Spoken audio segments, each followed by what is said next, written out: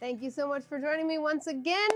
I am excited to talk to you all about how I teach my classes inside organizations and companies. And how I do this is from the lens of a 6-year-old. So when I teach classes to, yes, adults in organizations and companies, I come from the 6-year-old perspective. I have a 6-year-old at home and she asks plenty of questions. And if I get annoyed and don't answer those questions, I am not going to allow her to build some of those foundations that she needs, regardless of the topic. So, for instance, at my household, my daughter will ask, "Why is your skin pink, Mommy?"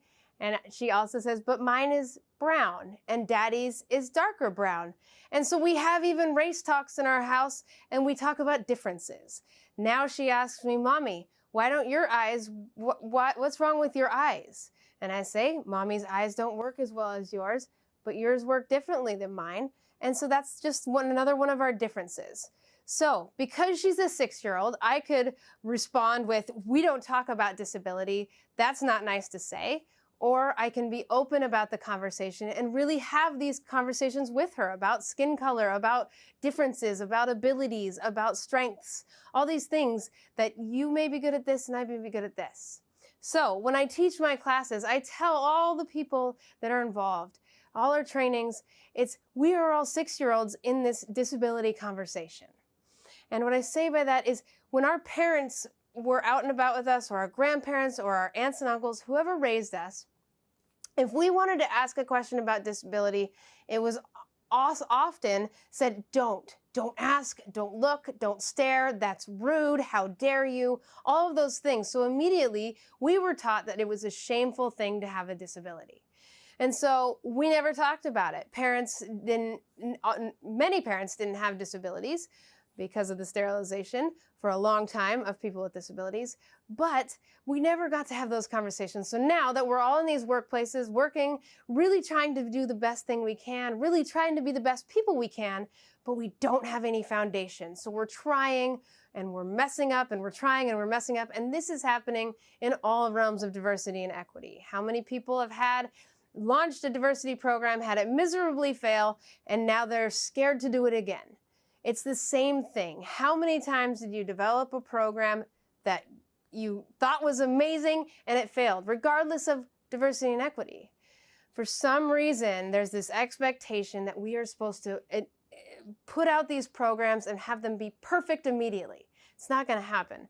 We have to build those foundations. Okay, what did I mess up at? Where was the failure in our program?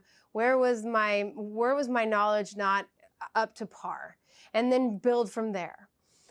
So we're all 6-year-olds in this conversation. There's no shame in that. There's no blame in that. There's none of that sort. What we need to do from here is say, okay, I am a 6-year-old. When I walk up to somebody who's blind on the street corner, I don't know what to say. I don't know what to do. I don't know how to interact. And that's okay that that's where I'm at. But what do I do from here? How do I grow as a human being? And how do I treat that person, yes, that has a disability, as a human? And that's what we teach in these classes. How do we have these conversations with the ADA code and all these rules and regulations, but what about the human aspect of this piece? And so the 6-year-old questions is a great place to start. We have a poster full of questions in the office, and we look at them and talk about them and try to engage with them. And those questions come from confidential manner that people can write their questions down. We go through as an office and answer them the best of our abilities and send them back out to the class so that everybody's able to learn and grow their foundation about disability, help kill the stigma, minimize the microaggressions, and really become an inclusive workplace. So thank you so much for joining me. Remember, it's okay to be a 6-year-old and ask some of those questions and get some answers. Always get comfortable with the uncomfortable, especially around disability, and include everyone. Thank you.